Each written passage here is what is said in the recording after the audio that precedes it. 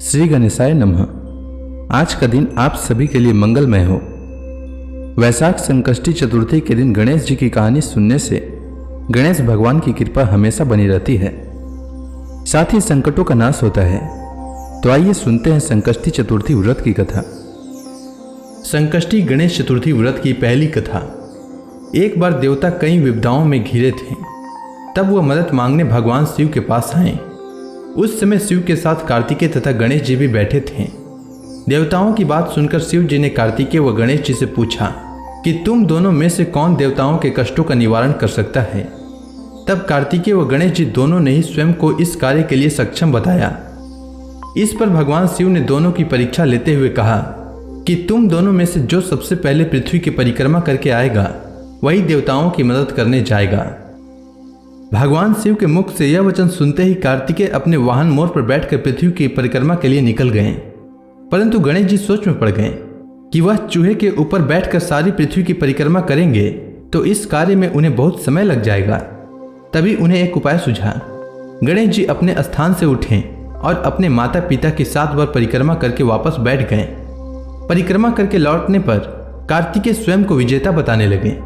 तब शिव जी ने श्री गणेश से पृथ्वी की परिक्रमा न करने का कारण पूछा। तब गणेश जी ने कहा, माता पिता के चरणों में ही समस्त लोक है।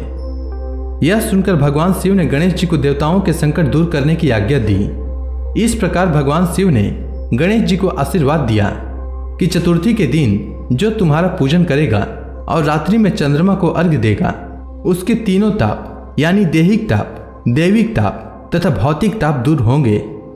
इस व्रत को करने से व्रतधारी के सभी तरह के दुख दूर होंगे और उसे जीवन के भौतिक सुखों की प्राप्ति होगी। चारों तरफ से मनुष्य की सुख समृद्धि बढ़ेगी, पुत्र पौत्र आदि धन ऐश्वर्य की कमी नहीं रहेगी। अब आइए सुनते हैं संकष्टी गणेश चतुर्थी व्रत की दूसरी कथा। एक समय की बात है, राजा हरिश्चंद्र के राज्य में एक कुम्हार था। वह मिट्टी के बर्तन बनाता, लेकिन वे कच्चे रह जाते थे। एक पुजारी की सलाह पर उसने इस समस्या को दूर करने के लिए एक छोटे बालक को मिट्टी के बर्तनों के साथ आवा में डाल दिया। उस दिन संकष्टी चतुर्थी का दिन था। उस बच्चे की मां अपने बेटे के लिए परेशान थी। उसने गणेश जी से बेटे की कुशलता की प्रार्थना की। दूसरे दिन जब कुम्हार ने सुबह उठकर देखा तो आवा में उसके बर्तन तो पक गए थे, लेकिन बच्चे का बाल भी बांका नहीं हुआ था। वह डर गया और राजा के दरबार में जाकर सारी घटना बताई। इसके बाद राजा ने उस बच्चे और उसकी मां को बुलाया तो मां ने सभी तरह के विघ्न को दूर करने वाली संकष्टी चतुर्थी का वर्णन किया। इस घटना के बाद से महिलाएं संतान और परिवार के सौभाग्य के लिए संकष्टी गणेश चतुर्थी का व्रत करने लगी। अब आइए सुनते हैं संकष्टी गणेश चतुर्थी की तीसरी कथा। एक समय की बात है, भगवान विष्णु का विवाह लक्ष्मी जी के साथ निश्चित हो गया। विवाह की तैयारी होने लगी। सभी देवताओं को निमंत्रण भेजे गए, परंतु गणेश जी को निमंत्रण नहीं दिया। कारण जो भी रहा हो, अब भगवान विष्णु की बारात जाने का समय आ गया। सभी देवता अपने पत्नियों के साथ विवाह समारोह में आए। उन सब ने देखा कि गणेश जी कहीं दिखाई नहीं दे रहे हैं। तब वे आपस में चर्चा करने लगे कि क्या गणेश जी को न्योता नहीं है या स्वयं गणेश जी ही नहीं आए। सभी को इस बात पर आश्चर्य होने लगा। तभी सबने विचार किया कि भगवान विष्णु से ही इसका कारण पूछा जाए। विष्णु भगवान से पूछने पर उन्होंने कहा कि हमने गणेश जी के पिता भोलेनाथ महादेव को न्योता भेजा है। यदि गणेश जी अपने पिता के साथ आना चाहते हों तो आ सकते हैं। अलग से न्योता देने की कोई आवश्यकता भी नहीं थी। दूसरी बात यह है कि उनको 100 मन मूंग, 100 मन चावल, 100 मन घी और 100 मन लड्डू का भोजन दिन भर में चाहिए।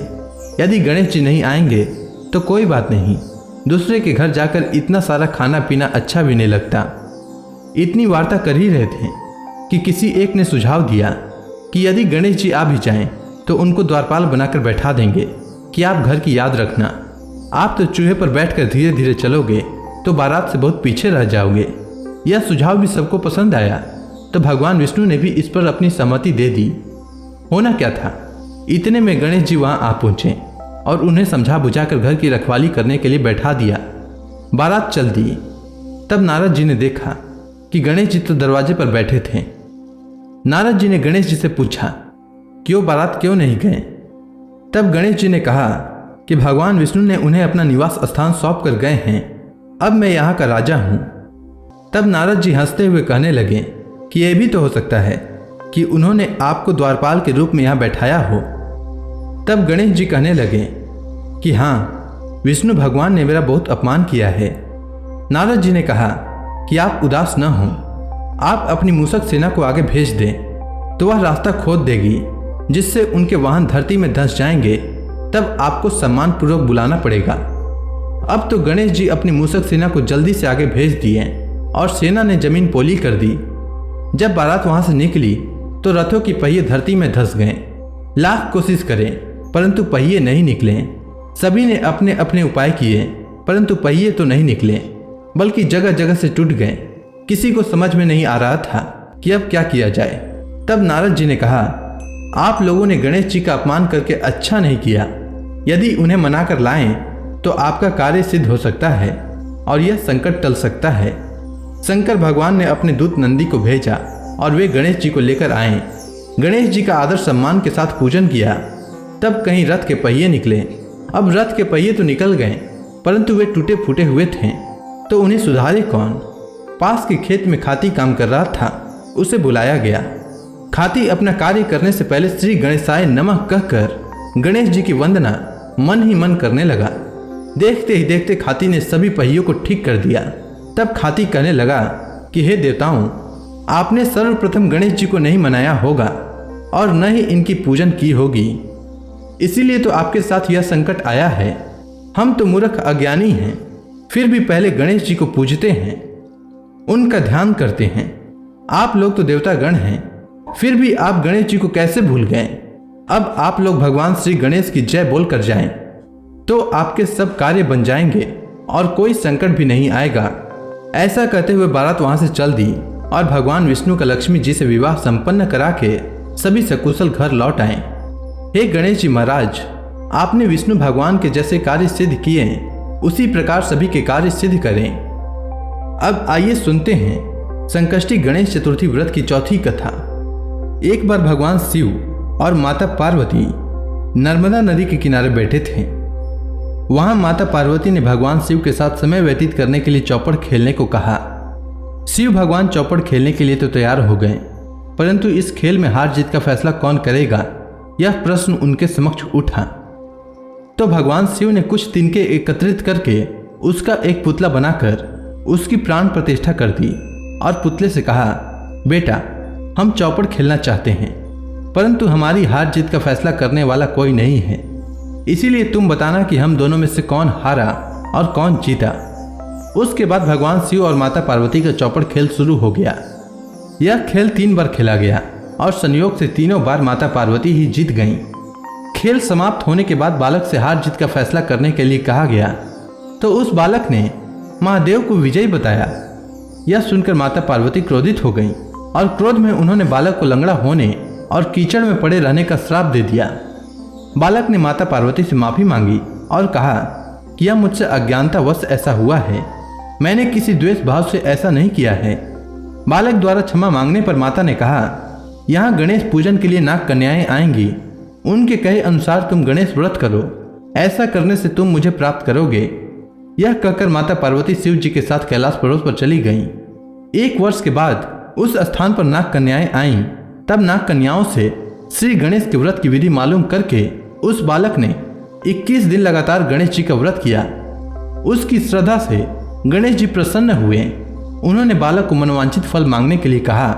उस बालक ने कहा, हे विनायक, मुझ में इतनी शक्ति दीजिए कि मैं अपने पैरों पर चलकर अपने माता पिता के पास कैलाश पर्वत पर पहुंच सकूं और वे यह देखकर प्रसन्न हों। तब बालक को वरदान देकर श्री गणेश अंतर्ध्यान हो गए। इसके बाद वह बालक कैलाश पर्वत पर पहुंच गया और कैलाश पर्वत पर पहुंचने की अपनी कथा उसने भगवान शिव को सुनाई। चौपड़ वाले दिन से माता पार्वती शिव जी से विमुख थीं, अतः देवी के रुष्ट होने पर भगवान शिव ने भी बालक के बताए अनुसार 21 दिनों तक श्री गणेश का व्रत किया। इस व्रत के प्रभाव से माता पार्वती के मन में भगवान शिव के प्रति जो नाराजगी थी वह समाप्त हो गई। तब यह व्रत विधि भगवान शंकर ने माता पार्वती को बताई। यह सुनकर माता पार्वती के मन में भी अपने पुत्र कार्तिकेय से मिलने की इच्छा जागृत हुई। तब माता पार्वती ने भी 21 दिन तक श्री गणेश का व्रत किया तथा दुर्वा फल लड्डुओं से श्री गणेश जी का पूजन अर्चन किया। व्रत के 21वें दिन कार्तिकेय स्वयं माता पार्वती जी से आ मिले। उस दिन से श्री गणेश चतुर्थी का यह व्रत समस्त मनोकामनाओं की पूर्ति करने वाला व्रत माना जाता है। इस व्रत को करने से मनुष्य के सारे कष्ट दूर होकर मनुष्य को समस्त सुख सुविधाएं प्राप्त होती है। तो प्रेम से बोलिए भगवान श्री गणेश की जय।